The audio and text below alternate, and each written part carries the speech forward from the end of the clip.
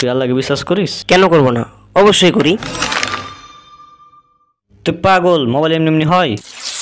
আচ্ছা, dark energy আর dark matter দেখেছিস কখনো?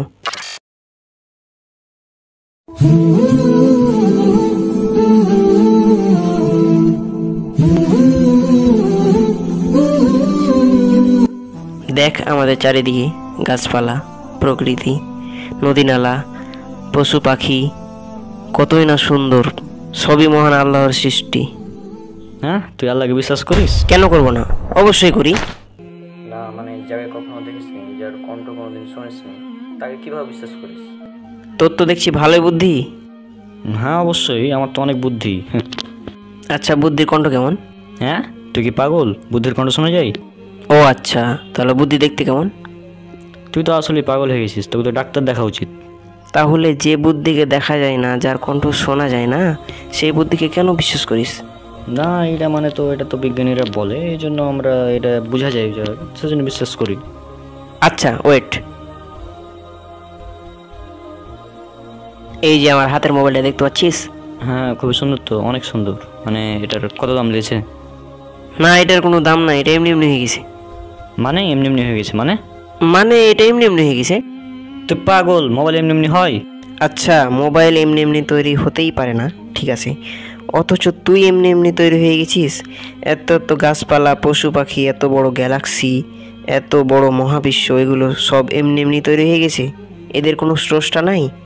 না মানে এগুলো তো মানে প্রকৃতির তৈরি, আমরা তো দেখতে পাচ্ছি চারপাশে, এগুলো তো প্রকৃতির তৈরি, বিজ্ঞানীরা বলে। হ্যাঁ আমরা সেভাবে বিশ্বাস করি, এটা তো প্রকৃতিতে আছে, আমরা দেখতেই পাচ্ছি, এখানে সমস্যা কি? প্রকৃতিটা আবার কি? এই যে আমাদের চারপাশে যা দেখতে পাচ্ছি, এগুলি আমাদের প্রকৃতি, মানে বিজ্ঞানীরা যেভাবে বলে আমরা সেভাবে বিশ্বাস করি, এটা তো আর তেমন কিছুই না। আর বিজ্ঞানীরা তো বলে এই পৃথিবীতে যত প্রাণী ও উদ্ভিদ বা জীব আছে, সবার গঠন ও কার্যকারী একক হচ্ছে কোষ। আর কোষের মধ্যে একটি বড় কোষীয় অঙ্গাণু হচ্ছে সাইটোপ্লাজম, যার 80% পানি।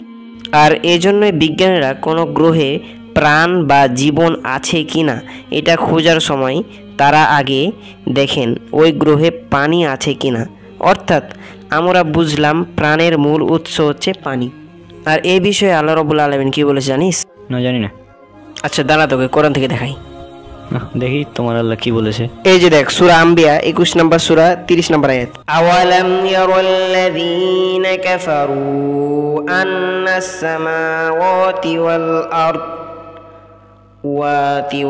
আরদ কানাতা রাতকান ফাফাতাকনাহুমা ওয়াজআলনা মিনাল মাই কুল্লা শাইইন হাইয়্য আফালা ইউমিনুন।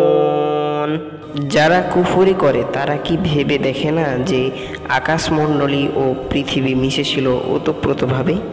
অতঃপর আমি উভয়কে পৃথক করে দিলাম এবং প্রাণবান সমস্ত কিছু সৃষ্টি করলাম পানি হতে, তবুও কি তারা ঈমান আনবে না?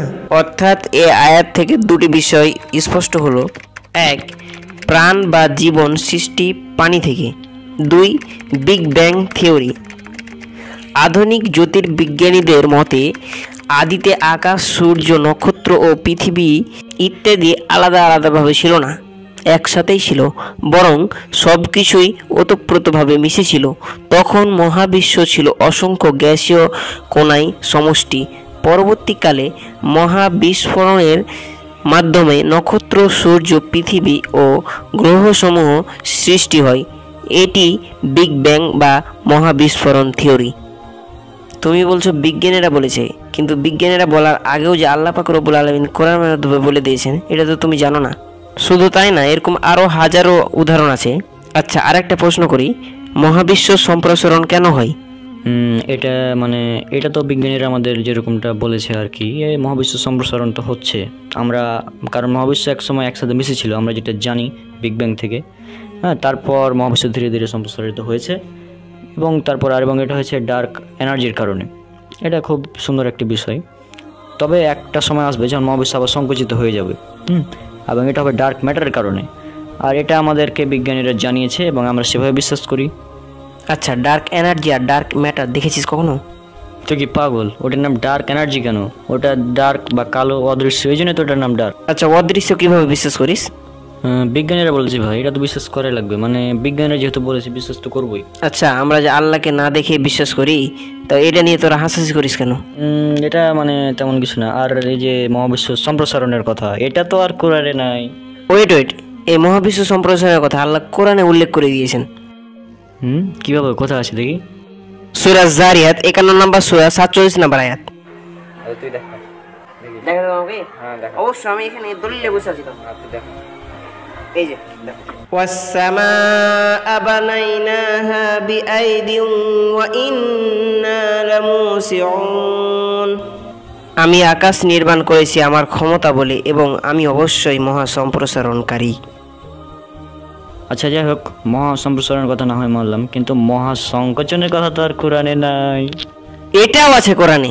এই যে সূরা আম্বিয়া 21 নম্বর সূরা 104 নম্বর আয়াত। ইয়াউমা নাতউইস সামাআ কাতাইয়িস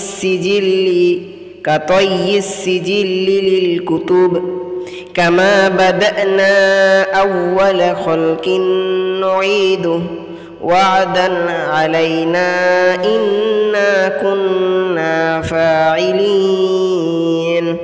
সেদিন আমি আকাশকে গুটিয়ে ফেলব যেভাবে গুটানো হয় লিখিত দফতর। যেভাবে আমি সৃষ্টির সূচনা করেছিলাম সেভাবে পুনরায় সৃষ্টি করব। প্রতিশ্রুতি পালন আমার কর্তব্য, আমি এটা পালন করবই। মানে কাগজটাকে যদি মহাবিশ্ব হিসেবে ধরি তাহলে এভাবে গুটানো, মানে এভাবে এখন তুই কি বলবি বল? মানে আসলে আমি তো কোরআন কখনো পড়ে দেখিনি, আর এটা নিয়ে কখনো চিন্তা ভাবনাও করিনি। আর এই সব নাস্তিকরা বিভিন্ন ভিডিওতে, তাদের ওয়েবসাইটে বিভিন্ন যুক্তি দেখে বলতো যে আসলে সৃষ্টিকর্তা বলতে কিচ্ছু নাই, ধর্ম সব মিথ্যা, ইসলাম মিথ্যা। তো তাদের ওই যুক্তিসমূহ কথা দেখেই আমার এই অবস্থা হয়েছিল আর কি। মানে নিজে কখনো কোরআন নিয়ে আমি গবেষণা করেই দেখিনি। আল্লাহ পাক রব্বুল আলামিন বলেছেন সূরা মুহাম্মদ 47 নম্বর সূরা 24 নম্বর আয়াত, আফালা ইয়াতাদাব্বারুনাল কুরআনা আম আলা কুলুবিন আকফালুহা। তারা কি কোরআন সম্বন্ধে গভীরভাবে চিন্তা করে না, নাকি তাদের অন্তরে তালা দেওয়া রয়েছে? আসলে পড়াশোনা করলে কেউ নাস্তিক হয় না, বিজ্ঞান নিয়ে পড়াশোনা করলেও কেউ কখনোই নাস্তিক হয় না। নাস্তিক তারাই হয় যারা আন্দাজে না পড়ে এর ওর কথা শুনে মানে সেটা নিয়েই পড়ে থাকে। নাস্তিকরা আসলে কখনো নিজে কোরআন পড়েই দেখেনি, এই জন্য তাদের এই অবস্থা। আর নাস্তিকরা অদৃশ্য বাতাস বিশ্বাস করে, নাস্তিকরা অদৃশ্য শক্তি, ডার্ক এনার্জি, ডার্ক ম্যাটারে বিশ্বাস করে, কিন্তু তারা সৃষ্টিকর্তাকে না দেখে বিশ্বাস করতে পারে না। মানে আজীব ব্যাপার।